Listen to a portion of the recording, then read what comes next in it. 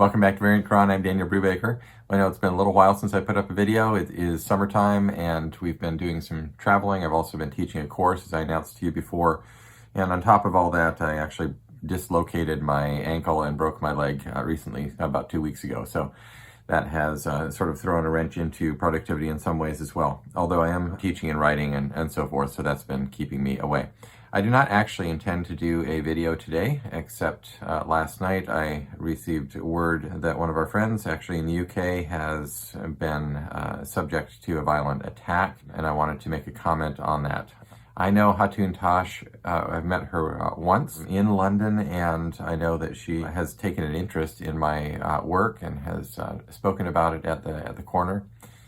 So I received word last night that she was stabbed by somebody while she was up speaking at the Speaker's Corner in London, and I don't know what the subject of the speaking was, but I do understand that it was a Muslim person who stabbed her, and I don't know more details except, to the best of my knowledge, she is in stable condition. So I'm happy to hear that. The reason I wanted to make a quick video about this is just to offer comment in a general sense, and I've spoken about these things before when it comes to the exchange of ideas and the marketplace of ideas and the pursuit of knowledge, that it is very, very important that people have freedom to talk about things. If you don't have the freedom to exchange ideas, then you don't have the real pursuit of knowledge. You have a limitation on that. How people act when they defend certain ideas is an indication of how they feel about the ideas that they are putting forward. When a person believes that their idea is true and defensible, they act in certain ways. And when they believe that their idea is false and or indefensible, they act in certain other ways.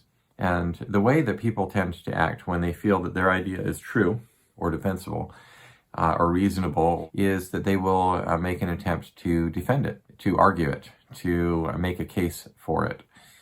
And so what you don't find is people acting in violence or ad hominem when they feel that they have the high ground in terms of the argument. People resort to violence and ad hominem only when they feel that their idea is not defensible. Ad hominem is a distraction from the embarrassment of the fact that you are losing the argument. And the same thing with violence. Those are both acts of desperation, and they are only engaged by people who believe that their position is not defensible in a rational way. So I just want to point this out, that people who do these things, who do ad hominem and who do violence in response to arguments or ideas or even to ridicule or criticism, they are announcing to the world that they believe their own position is weak and indefensible. And so the person who did the stabbing yesterday, I don't know anything about him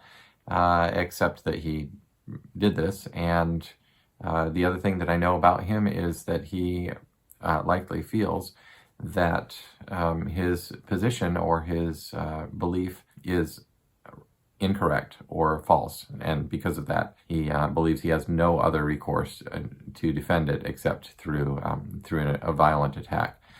So that's my opinion. I just want to put that out there, and I think that if more people understood this, and if it was more commonly known and believed, then the shame attached to doing violence like this in response to an idea or some participation in the conversation would be less frequent. And hopefully we will see these things be less frequent. We need to be civilized in our conversation. Civilized conversation does, yes, include heavy criticism, rhetorical devices, and so forth, but it does not include violent attacks, and it does not include attacks on the other person's character when you really ought to be arguing about the substance of the ideas. It's my point of view, and this includes academia, very much includes academia, will come under personal attack, and I just want to emphasize that that is an act of desperation on the part of the person doing the attacking. It's not a sign of weakness on the part of the person being attacked. So I hope that helps, and I do look forward to putting out more videos. I'm sorry for not being more forthcoming. I feel like I do a lot of apologizing, but also doing a lot of writing, so God willing, in short order, you will be seeing some things emerging that will be pleasing to you, and we will take up more videos in coming days. Thanks so much. Please do like and subscribe and continue to stay tuned in. And we do keep our prayers and well wishes toward Hatun for her safekeeping and her good recovery. We'll talk to you again soon. Bye.